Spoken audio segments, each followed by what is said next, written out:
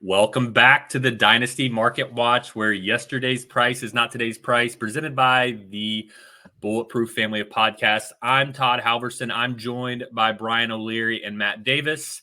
I realized I didn't introduce you guys last week. That's on me. So I think we have a pretty exciting show today. We've got a few spicy takes. I've had a bunch of requests in the DMs to get to talking about these incoming rookies. And we're going to do just that today. We're going to go through the consensus top 7 rookies for Superflex rookie drafts and hit on their market value within their position group and where they're going in startups, kind of their rookie rankings, what we would do to maybe maneuver the boards to get those players in the first half of those rookie drafts.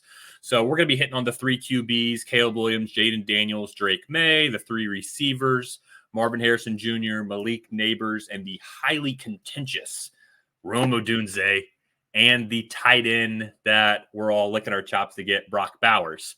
And then maybe we'll touch on some of those guys in the 108 to the 112 range, which is basically just a glob and who knows at this point. But without further ado, Brian, play that Fat Joe. Yesterday's price is not today's price. Brian, lead us off. Caleb Williams, the 101 consensus for rookie drafts. Yeah, first of all, I want to give a quick shout out to Kratos. We know he's listening, so thanks for tuning in He was again. Invited. Yeah, there you go. So maybe we'll get to chat with him at some point. But yeah, we'll get to that, I'm sure. But yeah, Caleb Williams. My primary take here is I think there's a lot of recency bias of these hyped up prospects and not meeting expectations, whether it be quarterback or like Trevor Lawrence or Kyle Pitts or whoever, like these next chosen ones that I think some people kind of look down on the dynasty community for like anointing these people. So for me, I think Caleb Williams, anyone that's watched him play over the couple of years he's played in college, he's got all sorts of flashes of Patrick Mahomes. He's got improvisation. He's got arm strength. He's got legs. He's got all the talent, all the things you're looking for. So I think it's a matter of prospect fatigue at this point that Caleb Williams and the 101 is kind of like we're all of a sudden we're hearing all these debates for who should be 101 and, oh, yeah, definitely trade off a 101 for this package that probably isn't out there. So I guess that is my primary take is that prospect fatigue is really setting in with Caleb Williams. Yeah, I'd agree with that. So I have the 101 in 6 leagues. 2 of the 6, me and you are just sort of in a standoff right now, Brian, where you have Jordan Love. You have Caleb higher than Love. I have Love higher than Caleb. You think I'm going to cave and do a straight up trade at some point this offseason? I'm asking for a small plus. But like outside of those 2 leagues, I've been shopping the 101 in my other 4 leagues. And I'm not getting near the value that like he seems to have in startups. Like I think in your guys' recent startup, he went like 109, I want to say. Mm-hmm. He seems like a late first startup pick. And people are, I just can't trade him yet. And I don't know if that, this isn't a great time to trade top 5 picks. Usually you want to wait till closer to rookie draft. So that's just kind of what I'm doing. But I do agree with you. I think there's some prospect fatigue and there's just some general skepticism about him that I think if you're really high on Caleb and you think he like belongs in that Joe Burrow, Justin Herbert tier, I think now is a really good time to, start making offers for the 101 because it seems like not everybody is really bought in yet. Yeah, Matt, I think that's a good point. And I've actually gone and sort of looked into it a little bit. But I kind of attest Caleb Williams very similarly to Stroud in that their values in the market, we all know that Caleb Williams is like the startup 109, 110. We know that Stroud is like a startup 103, 104, but nobody really wants to be sitting and holding the bag with those guys. Like I've seen a few trade offers. I know, Brian, you maybe can talk about one of the trade offers you received. People are trying to trade Stroud and trade Caleb Williams at those prices, and nobody really wants to buy.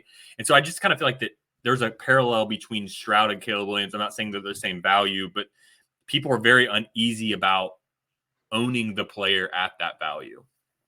I will be very brief with the trade that I received. I have Kyler Murray, I have 102 and I have 104, and the other manager has CJ Stroud. So he wanted those three pieces. So one of Marvin Harrison Jr., Jayden Daniels, or two of Marvin Harrison, Jayden Daniels, Drake May, plus Kyler for Stroud, essentially, and running back or back end wide receiver. So that's where we're at. And I don't think that's necessarily market, but that's kind of like speaking to your point, Todd, for sure. People shooting their shots. Yeah, he hit you with the how close Counter? question mark. Yeah. Can I get a counter? No, bro, we're not close enough. The one thing my counter will shift 3 firsts on my favor if you're asking for a counter at that point. If you can't take the hint, that's where I'm at.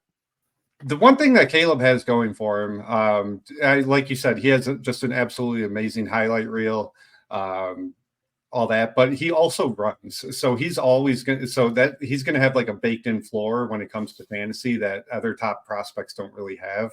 So what do you think about like him versus Anthony Richardson, Brian? Like, because Anthony Richardson, I mean, what was he averaging, like 30 points per game, like a pace last year? Just insane. Yeah, like the same year in Dynasty startups. Yeah, I like them both, to be clear. I think obviously everyone probably feels this way, so it's not necessarily a hot take or anything interesting, but Richardson's style of play is concerning potentially. Yeah.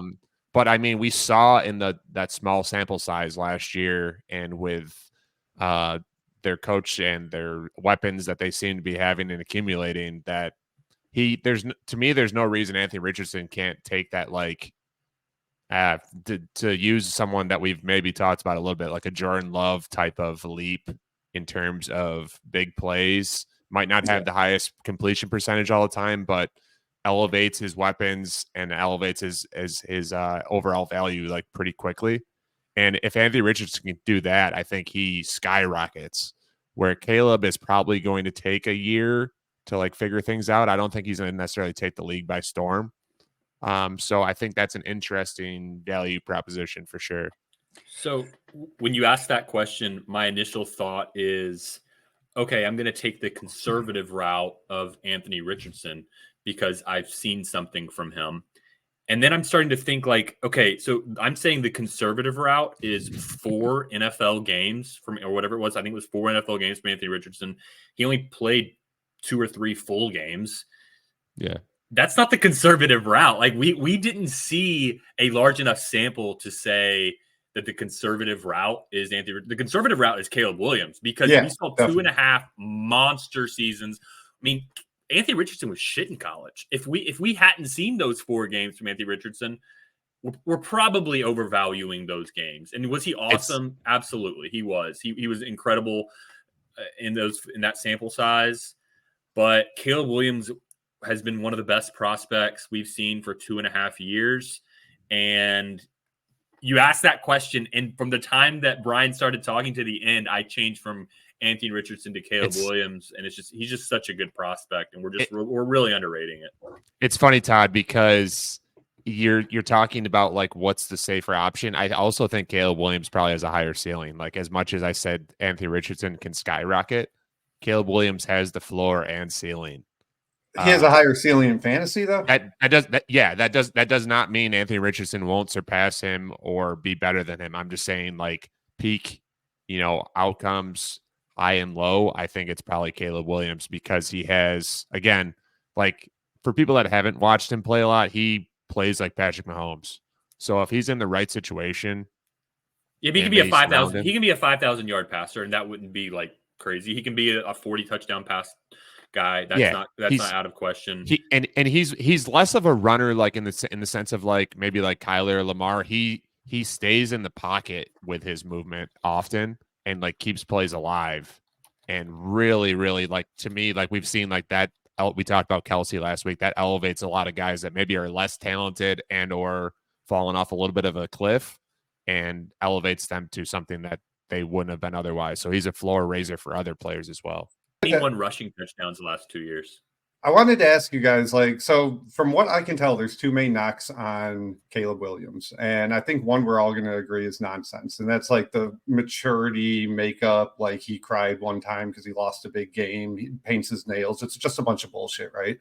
I don't think any of us. Your nails. I have toenails are painted right now because my daughter she's 5 years old and she thought it'd be fun to paint my toenails. So I guess if you're throwing Caleb Williams under the bus, you could throw me under the bus too because my daughter thinks it's hilarious to paint my toenails. Yeah, so I mean, I have no concerns about his makeup, his attitude, any of that. It's just all nonsense. The other one I think there could be some legitimacy to is that some people are concerned about his ability to play within structure in the NFL when the timing matters more than anything, and that a lot of his plays were, like you said, Brian, like off script, running around. That's the type of shit that gets Justin Fields killed every Sunday.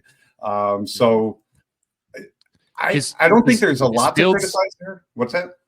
Matt, you know better than I do. Is Fields more of decisiveness or like holding is it him wanting to run? Like Caleb wants to push it down the field. I feel like to me, like Fields was trying to like run too much. And now his decisiveness with like the plays, anticipation, that type of thing. And that's what holds him back a little bit more. Fields is like the choke the chicken, whereas like Caleb Williams is more like, I'm not necessarily choking the chicken. I'm just like looking for the home run. Like it's still a knock.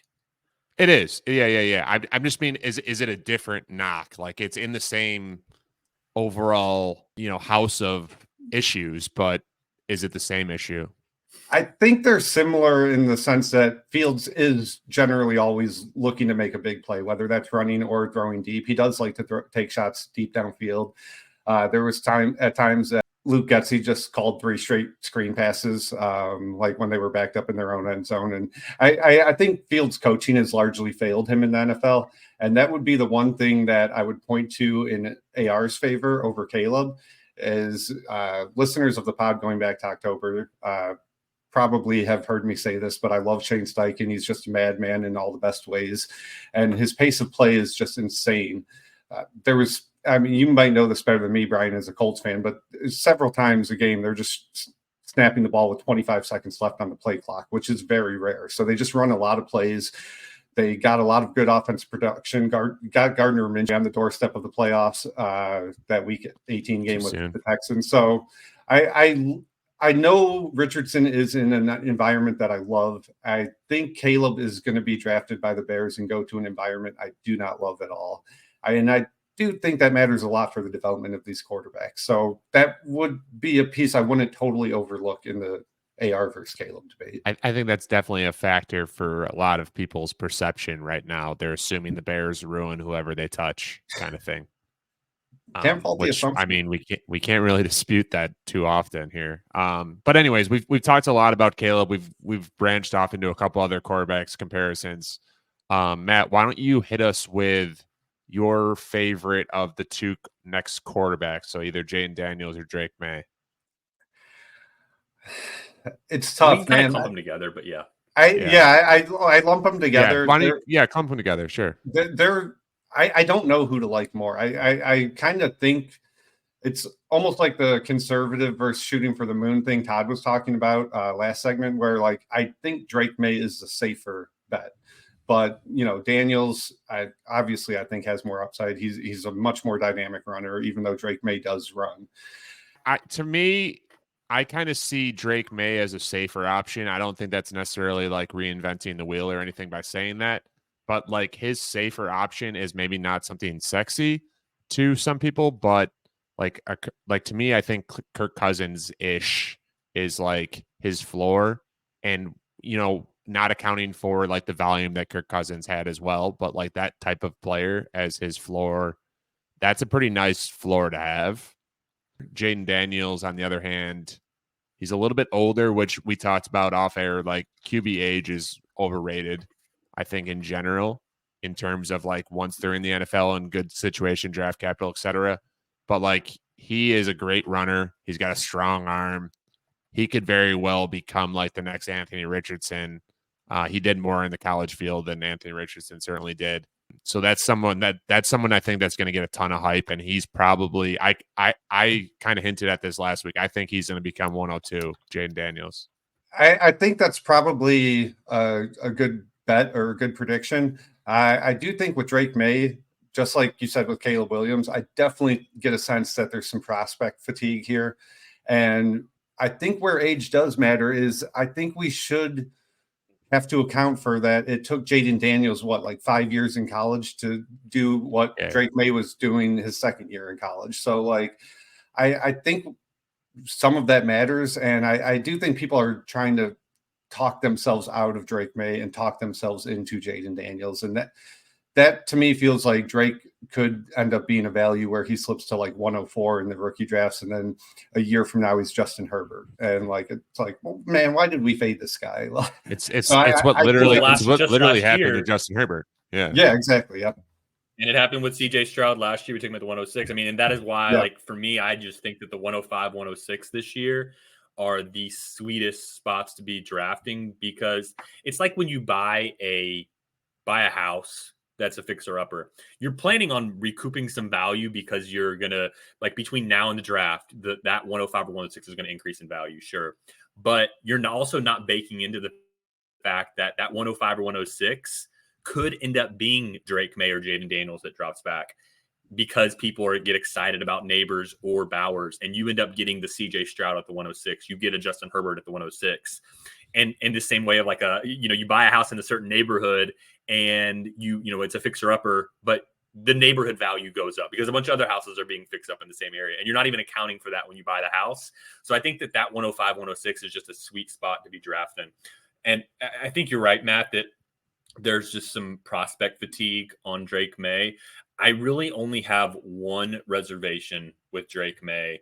And if you don't stay with me here, you're going to think I'm just helmet scouting. But when I compare what Drake May and Sam Howell did, Sam Howell and Drake May were in the same offense. They were in the same scheme. They had a little bit of crossover on players like Josh Downs.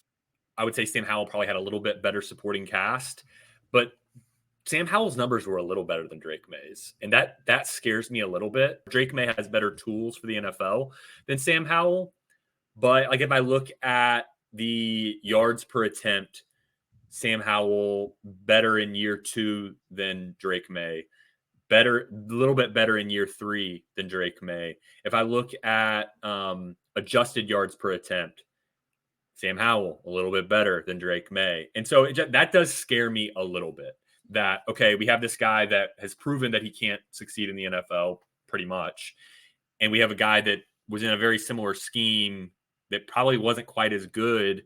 And we're saying that he's going to be way better. That is a little bit scary for me.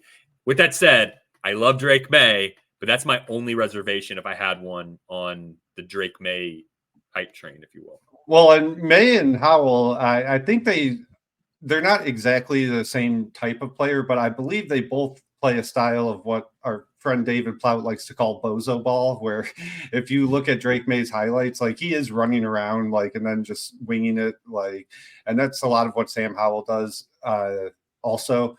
That kind of gets them in trouble, but it also leads to like incredible highlights and shows off their arm talent.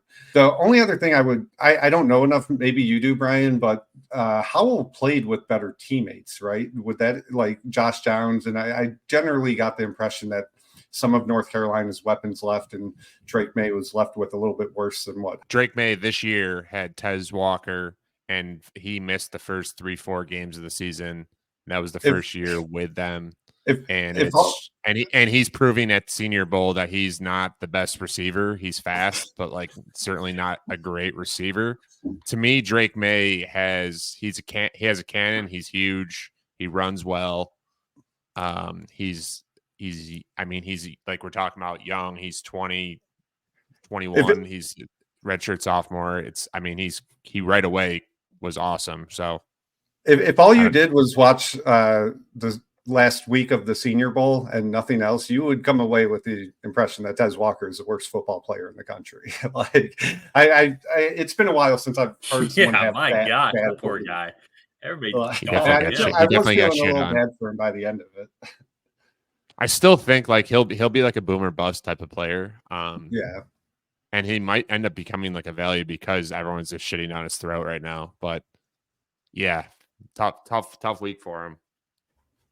Here's the thing. Last year, Rashee Rice was supposedly terrible at the Senior Bowl. The Senior Bowl really tailors to guys that are separators, the quick twitch guys, the guys like a Roman Wilson, Tank Dell last year. Like it really tailors to those types of players because they're like running like short intermediate routes.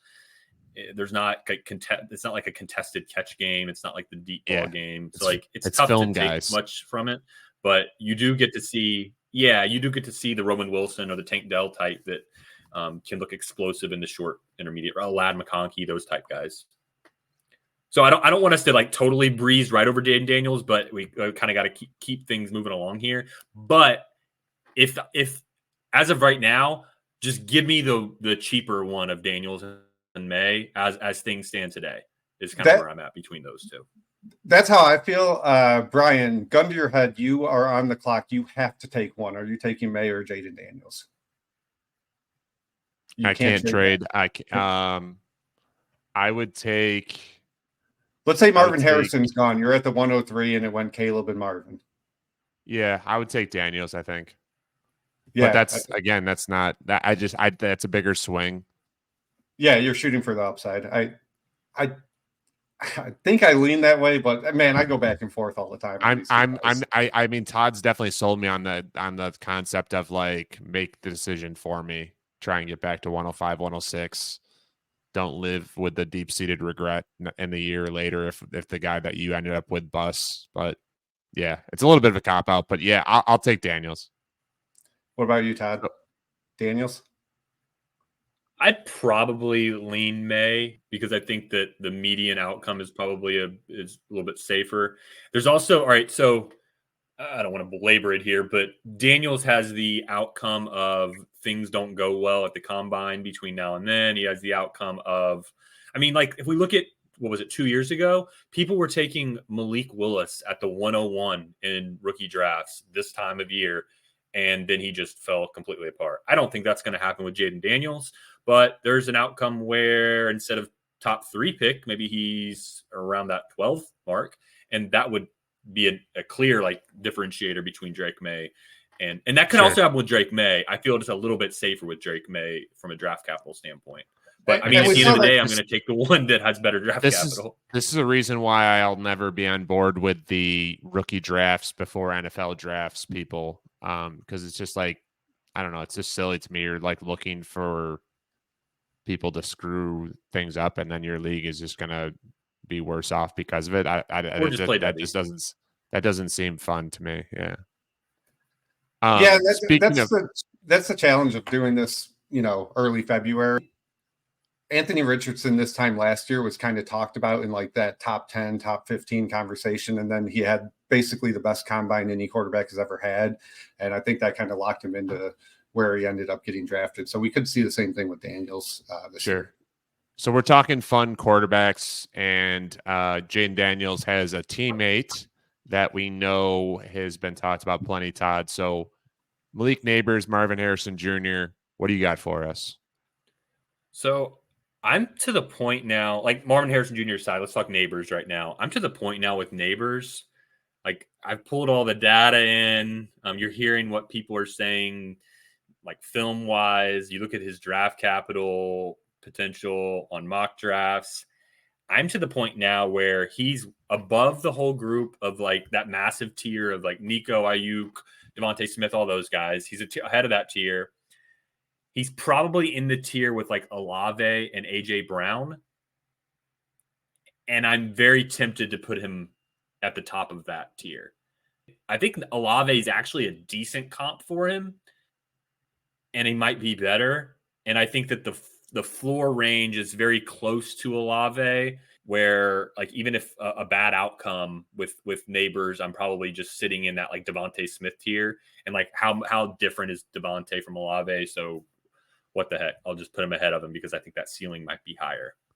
So you're talking AJ Brown, Olave. That's like in terms of startup value, that's like late 2, 3, early 3 range. That's where you'd want to be taking Malik Nabers. Where I'd want to be taking him, I'm not really. I guess what you would have to take him as if you're talking those receivers. We were talking 105 earlier. I took the 105 at the end of the 3rd round in the startup that you and I are in. with that pick, I'm assuming worst case scenario, I'm taking Malik Nabers with that pick. Yeah. Best case scenario, a Jayden Daniels or a Drake May falls to me because somebody else gets excited about Malik Nabers. I'm perfectly fine if Malik Nabers is the one that falls to me and I took him as wide receiver 11 in that startup. If that's what happens, sure, I'm good with it. I hate to say that Malik Nabers and Marvin Harrison Jr. are like becoming closer to the same tier for me, but they are. Like Malik Nabers, based on like my pre-draft data and stuff, like he's like putting this out into the ether. He's the new shiny toy. He's like the fifth best prospect since 2010. I don't want to break the record for saying the words prospect fatigue, but are we sure that's not what's happening here with Marvin Harrison? Because you're not alone in that. I've seen Marvin Harrison Jr. is my second best prospect since 2010. So yeah, I've seen a lot of people kind of compare those two as equals, Nabers and Marvin. It's scary to like kind of abandon such a spectacular prospect with name recognition, who was at a big school, who produced, like Marvin Harrison Jr. and Malik Nabers. I would guess 95% of people playing Dynasty didn't even know he existed a year ago. So it's interesting for sure. That doesn't mean he's not spectacular and the fifth best prospect since 2010, but it's scary how quick that can happen. It's two-pronged, really. It seems like to me Nabers hits both groups of people. Like Todd does the numbers, and Nabers scores extremely well there. And then just, guys like me who just watch tape, not like study film like tape grinders, but just watch highlights and stuff. Like Nabers jumps off the screen like every time he has the ball in his hands. So I mean, he is the type of guy that can turn any touch into a 70-yard touchdown, which is pretty exciting, especially when you consider that he has all the other factors working for him as well. So if you're watching on YouTube, I'm going to share my screen here. And what we're looking at is the top 6 draft picks since 2010. And on the list, you've got Sammy Watkins, Amari Cooper, AJ Green, Jamar Chase, Corey Davis, Justin Blackmon, Julio Jones, Jalen Waddle. And so if Malik Nabers, I think it's pretty clear cut that Marvin Harrison Jr. is going to be in that top 5, top 6. Yeah. If Malik Nabers can jump into that top 6, I mean, you're looking at just a bunch of studs, really, and combine the fact that he's a much better prospect than like Corey Davis, Justin Blackmon were. Sammy Watkins couldn't stop drinking alcohol, and so he kind of fell off the face of the earth, but he did have a 16-point per game season. I just think that the floor is just really high for Malik Nabers. I think that they're probably a lot closer. So, I mean, for example, I have across my leagues, I'm in 14 leagues. I've got 4 102, something like that. My plan tentatively now is to try to attempt or diversify between Marvin Harrison Jr. and Malik Nabers pretty much even. Obviously, anytime I have the 102, I'm only going to move back to take Nabers and get a plus. I'm not going to take Nabers at the 102, but I will take maybe Marvin Harrison Jr. a couple times at the 102 and then move back into that 1-4 or 1-4, 1-5 range and end up with Nabers a couple times as well, because I think that they're probably just similar prospects, to be honest. Yeah, Todd, I think it's wheels up if Nabers gets this draft capital. You're looking at across those list of 8 guys that have already been drafted, 16, I believe, 16 plus point per game seasons. That's pretty crazy in terms of like hit rate. Like that is telling you like you're going to get a 16 point per game season at least, if not a couple, just on average based off of that data. That's huge. And that kind of goes back to my point of being okay with him ahead of Olave, AJ Brown. And I understand, like I'm pushing the envelope a little bit with the AJ Brown one. Yeah, Brian, you're not concurring with that. You're taking AJ. Yeah, Brown. I hate that, but that's right. Well, so if I had AJ Brown, the take would probably be, okay, if I have AJ Brown, can I trade for the pick that's about to become Nabers and get a plus? Can I make that happen? Can I get it? Can I get a second? Can I get a running back that might help me win now, like an Aaron Jones? Can I do something like that where I'm combining youth and maybe getting a little bit older? But if he was like top 6, we were talking about we're talking about like a Jamar Chase, Jalen Waddle level type of prospect, and we need to respect it. And how much of a difference if I end up with a guy that's really just like Devontae Smith? How much am I really losing between Devontae Smith and AJ Brown when I'm gaining like 6 years back? What was my loss? It's not a lot. Yeah, it's a fair point. I mean, so I think comparing Marvin Harrison to Nabers, I think we've kind of covered that it's not anything to do with prospect fatigue for Marvin. It's just simply that Nabers is that good and profiles as that good, and we kind of want to make that clear. The thing that I find interesting is, like, up until the last week, I haven't seen Marvin and Nabers compared that much, and then it started happening in the last week or so. Most of this offseason, I've seen Nabers and Bowers compared to each other very often, where that's going to flip-flop 105, 106. Yeah, Bowers would be my dynasty tight end 1. So you're basically comparing him, okay, Bowers or Laporta or McBride. Let's just put them all three in. They're basically in the same tier. So, but if I had to choose one, I'm going to take Bowers, and it's very similar to the idea of like Nabers versus AJ Brown. The thought is, okay, if I lose the bet, how much do I lose the bet by? Laporta is not a Kelsey type of outcome. I mean, are we sure? Kelsey. Come on. Kelsey's numbers were insane. Like Laporta's are good, but he's not that. He's not, maybe like Kelsey like this past year. They were pretty similar, honestly. But I'm talking about like Kelsey for like 5 or 6 years outcome. He's probably not that. And Brock Bowers may not be either, but I think that there is the better chance that the ceiling is higher and the floor is not much lower. We're probably looking at like tight end like 6, probably like a Dalton Kincaid. And again, how much did I really lose the bet by if I lose? But there's a chance that I win, and I could win 3 times over because Brock Bowers becomes Travis Kelce. Brian, you look like you want to respond. Yeah, I mean, that's just, it's tough if our comp list is he's not Travis Kelce, prime Travis Kelce. That's tough for me to wrap my head around. Like Laporta was a rookie this past year and was the best tight end in the league. I get that maybe he doesn't have this like exciting, like he's going to have 1,600 yards or like 20 touchdowns in a season, but like it's Travis Kelce, it's Gronkowski, it's like Tony Gonzalez. There's a couple guys that existed ever like that, where Brock Bowers, as a prospect, awesome. I raved about him last week. I'm fully in on Brock Bowers. I thought it, but if I'm taking him as the tight end 1 without landing spot, draft capital, what his role is going to be. We saw with Dalton Kincaid, for example. We didn't know. We like Zoltan was huge on Kincaid. We didn't know how he was going to be used. He assumed one thing, the Bills used him another way. So like that limited his ceiling type of thing. So like Brock Bowers might go into a situation where they're like, hey, he's a good blocker and he's going to get some red zone touchdowns, but they might not utilize him the way that we hope or want him to too. So we know how they're going to use Laporta. Yeah. We know how they're going to use McBride. I can only based on like kind of what we know. I'm kind of assuming that he gets like top 10 draft capital. Like, could he go to a terrible landing spot and fall to 26 like Kincaid? Okay, well then I'm not taking him. I'm not taking him as tight end 1. But if he can get that top 10 draft capital, I just think that the downside is not that low. My bet of busting of going over 21 is. If that happens, I probably just land in like the tight end 5, 6 range. And tight end is so flat at this point.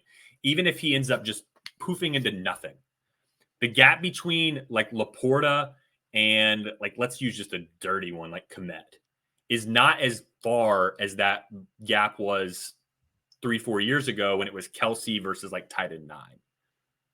That line was steep between those two levels. Yeah. Whereas this gap isn't as wide. But we're comping like generational versus poor seasons as well, right? Like Kelce. But we also have a generational prospect. I mean, he's the best prospect we've had in ever. Kelce wasn't generational prospect wise, but I would be more comfortable like if you were saying, hey, Brock Bowers versus Mark Andrews, I'm on board with that part. At least like the argument side of things, but it's like re-rolling after you hit. It's weird to me. So you did ask me before this week's episode to reach out to Cousin Pat and ask him if he had any takes on the top 7 guys. And I didn't think he would have a lot of takes because, like a lot of Dynasty players, I think he's just waiting for more information. But he did say he's a very big Brock Bowers guy. So I think he might lean towards your take, Todd. I think after hearing you guys go back and forth, I told you guys I was in the middle of it. I think I sort of land with Brian.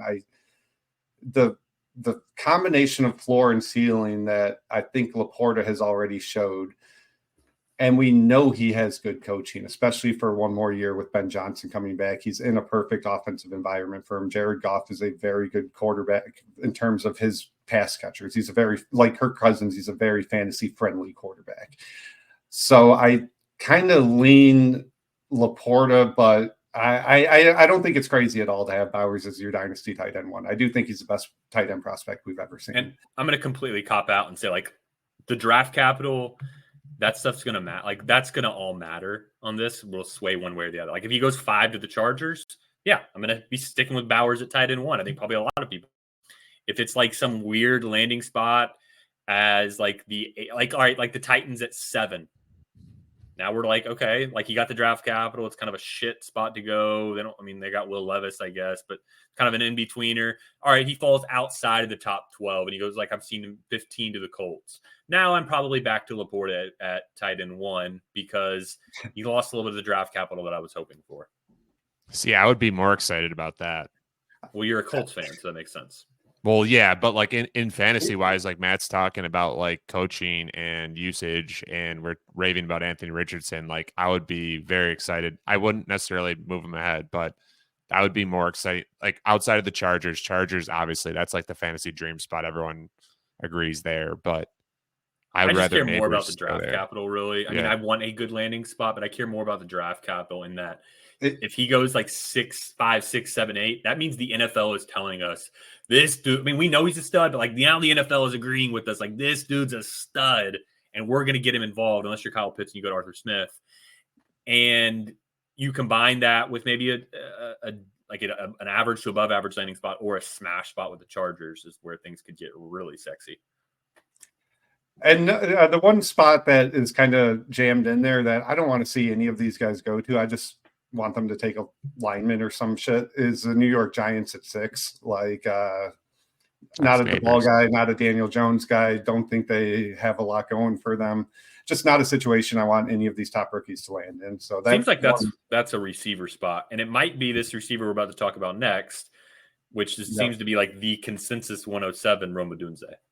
We kind of did a lot on Rome last week. I will say that as someone who's pretty high on him, and the NFL is really high on him, a lot of your comps data-wise do kind of worry me, Todd, but we see it consistently in these mock drafts. Consistently, a lot of the top NFL draft evaluators have Odunze equal to or above Nabers. I don't know why that is. Brian, do you have any idea why that would be?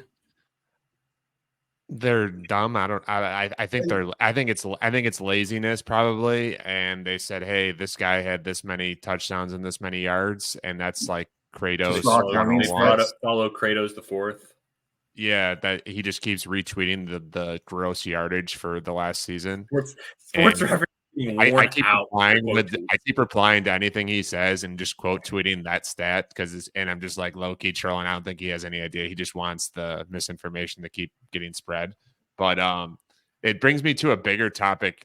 I hate to not really answer your question, Matt, because I don't have a great answer. But like the big NFL people that like comp prospects to like only Hall of Famers and superstars drives me absolutely nuts. Like I saw for Odunze, I think Matt, you might have shared it with us.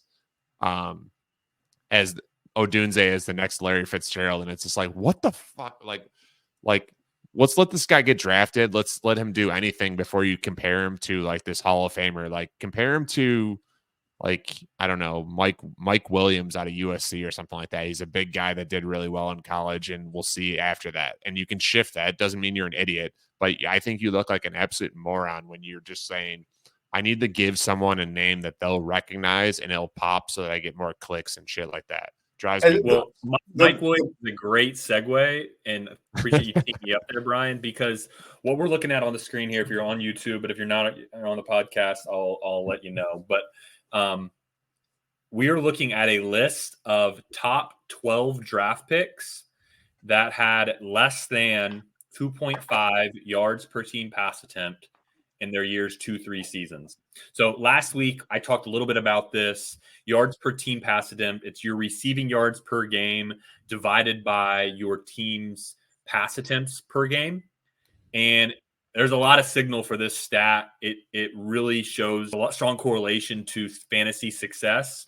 And so what we're looking at right now is top 12 draft picks since 2010 that had less than 2.5 yards per team pass attempt in years 2 and 3. And the list includes Justin Blackmon, Mike Williams, Kevin White, Tavon Austin, John Ross, Jamison Williams, and we're probably going to add Rome Odunze to this list. And I know last week, Matt, your pushback on some of the comps that I've given on Rome Odunze were that the guys that I was kind of part of the comp list, part of the whole first round, had a lot of guys at the end of the first round. And you were right. There was probably 20 guys of that list were at the end of the first round. This is just a list of 7 players, and they're all, besides Mike Williams, bums. And Rome Odunze is about to join them.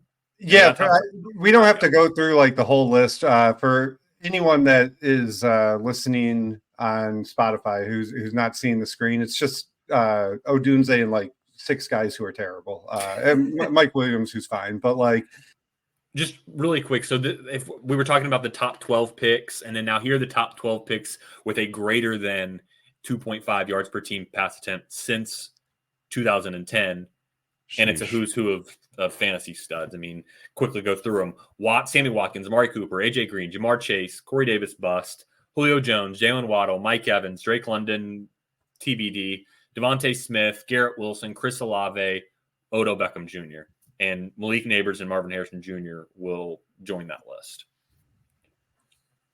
Yeah, that's a very impressive list. I just want to really quickly, I don't really like this guy, but Odell Beckham Jr. having 4 18-plus point per game seasons, and then in total only having 5 12 or more.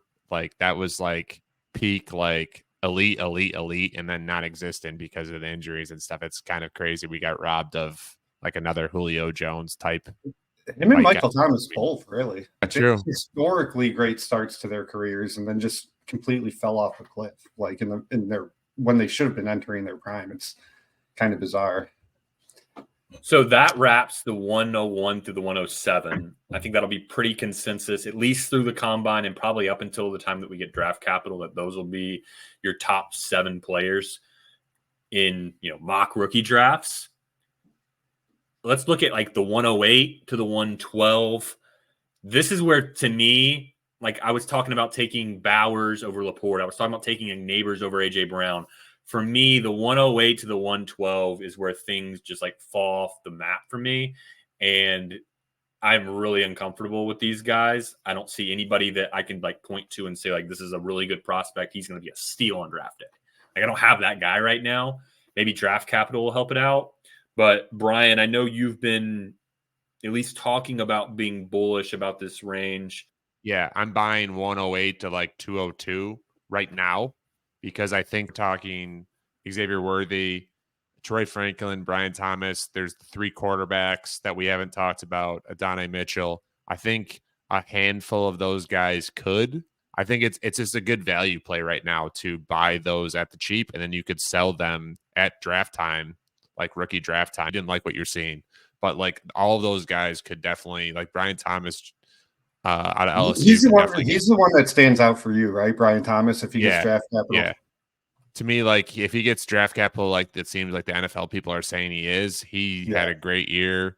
He has really cool, interesting statistics as being the second option on LSU. And then it's kind of what makes me interested about Daniels. Is Daniels like a Burrow type emergence, or did those two receivers, keep him afloat? Like who did what, or could they all three could be great?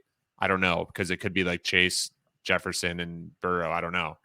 I'm not necessarily comparing those guys, but in general, the concept sticks. Three quarterbacks. I mean, JJ McCarthy could go top 15, 20 as a quarterback and then go the back of the first round or early second round in dynasty drafts. That's great value. I don't like Penix. I don't really love Nix, but Bo Nix looked good this year to me. But then again, Senior Bowl, he kind of was crappy, and I think people are going to be down on him. So he might be a good value. So you listed like Bo Nix, JJ McCarthy, Michael Penix. You've got the receivers, Brian Thomas Jr., Xavier Worthy, Troy Franklin, Adonai Mitchell, maybe Keon Coleman.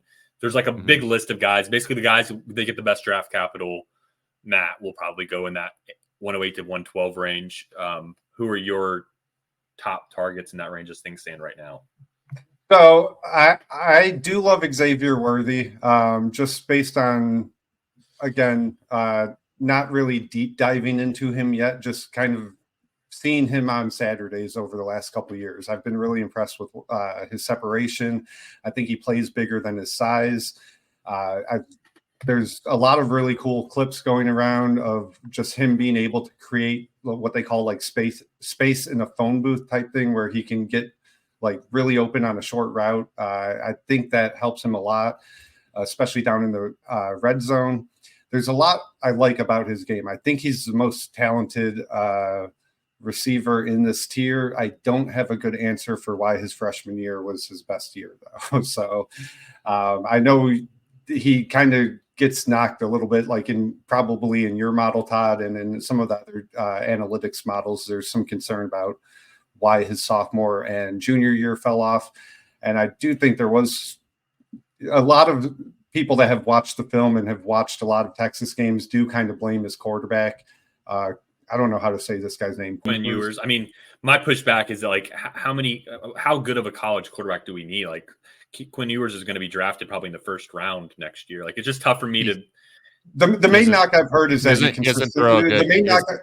Main knock I've heard on Ewers is that he consistently overthrew Worthy when Worthy was open downfield, and that's because he doesn't throw a good deep ball. Yeah. Maybe Xavier Worthy needs to grow an inch or two. So I was looking at like KTC or like Brian and I are in a startup. The guys going around these picks, 108 to 112, are guys like Jayden Reed, Jordan Addison, Stephon Diggs, George Pickens. Are we willing to move those types of players for these picks? And that hesitation from you is why I don't like these picks in the 108 to the 112, because I don't know what players. I mean, Ken Walker is in that range. What players are we willing to trade for these picks if we're going to go buy? See, I'm more comfortable trading a top 6 or 7 rookie pick, even though they're tiers above the guys we are talking about now, because there's certainty, right? Like if I trade Brian my 105, I know that's Nabers or Bowers or even a better prospect, right? I just don't know. If I trade a 110, I don't know if that's like Troy Franklin on the Chiefs, and then like I have some regret like a couple months from now. Like we just don't know. So with the amount of uncertainty that's from like 108 to 202, like Brian said, I just would not want to move any of those picks until we get clarity of who's going where and what their value is going to be. And in terms of buying, like something that I would look to do is packaging like 2 second-round picks. Like I think a lot of people are going to say everybody's the same after the top 7 and say like, I'm going to give you 205 and 210 or something like that for 111 or what, that sort of thing. Like those are the types of deals that I think are definitely out there, that if you say, if there's people that don't care after the top 7, which there always will be, like that happened last year, you can get a good value gain there, where it's like there is a drop off coming at some point. If you have the drop off a little bit later after those guys, at least with high ceilings, I think it's a nice play to make. Okay, would you be willing to take like your 106, your 105 that I've touted as like the greatest pick in the history of rookie drafts. Would you be willing to take one of those picks and move back to, say, the 108 and the 111? And you probably couldn't make that trade exactly, but like some sort of trade that comes out in equal value. Are you comfortable moving back and getting out of that 105 spot? For me, I think it would be silly not to do it on the clock for those picks, the top 6. I think you would want it to the point of somebody dropped for someone else in your league that they have to have, and they give you like a Godfather offer. That's where I would want to be at. So I would be like, hey, if you want this 106 Malik Nabers dropped, you got to give me, your 108 and your 25-1, that sort of thing. Like, come and get it or don't, and I'll take Nabers. Yeah, I think I agree with that. The only top 6 pick I've moved all offseason was in a package for Jalen Hurts. And like that is the type of deal I'm comfortable making this early in the offseason because I feel like I know what I'm getting. And I think that my trade partner knew what he was getting. We both understood the value of the 105 in that trade. But to your point, Brian, yeah, I think if I'm going to trade my 105 for 2 late firsts, I'm going to wait until the rookie draft. I'm going to wait until we get some clarity on some of the draft capital and landing spots and get a better idea of who like I did this last draft season. So the 2023 draft that Gibbs, his hype was going crazy towards the end of rookie season, right? Like once he was drafted first, in the first round. And I traded, I think it ended up being 106 or no, 105 for 106 Jahan Dotson, which I liked at the time. Obviously, he sucks, but and then I think I got like a second round on top of that just to move back 1. So I traded and then ended up getting Stroud out of that. So like I moved Gibbs for Stroud, who was the 106 plus whatever. Who cares what the plus is, right? But that's the kind of the example of that moving back that Todd talked about earlier as well. Like fall back into tiers. Like I was fine having CJ Stroud in that situation. But more drafted. But I want to hold on here. Jahan Dotson, is he completely dead? I think he's pretty dead. I'm not saying he's dead quite yet. I'm not saying he's alive and well. I think he's probably like coming out of his, maybe he if he can get Drake May, he's like coming out of his coma. If he's not dead, he's in a hospice. Yeah, he's in a hospice. I think someone needs to give me some memory loss. Someone needs to reinvigorate my interest in him. I've been hurt before, and I'll be hurt again. So I'm gonna proceed cautiously, I guess, is my point. And I don't think what Washington has done this offseason inspires a lot of confidence. I know for me it doesn't. Cliff Kingsbury, don't really care about him. If anything, I don't think he'll have a positive effect on Washington. The one guy that's not quite in this tier, but I do think is kind of working himself up into that early 2, maybe late 1 range, depending on draft capital and landing spot. Todd, you mentioned him briefly earlier, and I don't want to overrate the Senior Bowl and the impact it has, but Roman Wilson is a guy that I am very interested in. He's the one that stands out to me the most as a guy that's going to rise a lot in the next couple months. And it seems like a lot of people agree that he's going to get top 60 draft capital. And everything about this guy I like. I think you can explain some of his numbers away the same way you can J.J. McCarthy, just Michigan scheme. They did not need to pass the ball. He was their go-to guy on third downs. He has some explosiveness and separation to his game. Seems like a great route runner. And the 2 things that I really like is his hands pop off the tape when he goes and plucks the ball out of the air and does not body catch. And the other thing is I love this kid's makeup, right? He's very competitive, super hard worker. And I don't really want to overlook that stuff a lot of these times because I think whatever his talent and potential in the NFL ends up being, he's going to maximize it. If he busts, it's not going to be because he's fucking around maybe Jameson Williams and shit. So that he's a guy that I really have my eye on, and I'm going to be trying to be overweight on it, just as long as he gets top 60 draft capital and doesn't fall to 3rd, 4th round. My issue with Roman Wilson is like, what was going on those first 3 years? Like, why is Ronnie Bell Jr. out producing him? Why is Cornelius Johnson? You've never heard of those guys? Yeah, that's because they're not very good. I've heard of Ronnie Bell, but I know he's bad. Ronnie Bell is on the 49ers. I don't know if he's going to be dressing up for the Super Bowl, but like, why is Roman Wilson behind those guys? I can't get behind these guys were all of a sudden their fourth year. They give us something and we get excited once the Senior Bowl comes around. Like, Michigan is a total enigma to me. Like, in general, they play old school. They'll go games where they throw it 6 times in a game, and it's bizarre because you don't know that could be the best receiver in the draft, but he wasn't given opportunities. Maybe it was a football guy decision. Maybe he wasn't talented enough. But like what you're talking about, like freshman not playing, like Harbaugh's the kind of guy that's like, oh, you missed a block like in fall practice of 2021, so you're gonna get benched, sort of thing. Like, to me, that he gives those vibes. That's the beauty of receiving yards per team pass attempt, is that even if your team is throwing 10 times per game, if you get 25 yards per game and your team throws 10 times per game, you are getting a 2.5 yards per team pass attempt. So, like, you can still get by with that stat, and that's why I wrote that stat, because it doesn't really matter how many times your team throws. It's also inherently, like, we're talking about like play style. Like, Harbaugh is, I don't think he's a good, like, they didn't do anything creative throughout the entire season. It was like, we're bigger than you, we're going to shove you out of the way. So, like, they're not necessarily designing plays to get their guys into great spaces either, in my opinion. Like, they're boring as hell to watch. I could not stand watching them. They won, but they were so boring to watch. So I'll tie this to another guy that is in this tier. But so one of the players that Roman Wilson kind of reminded me of that also had his stock elevated by the Senior Bowl last year was Jayden Reed. And I kind of still like that, where like I don't think that Roman Wilson is going to turn into like Amon-Ra St. Brown necessarily, where he's like got top 5 wide receiver potential.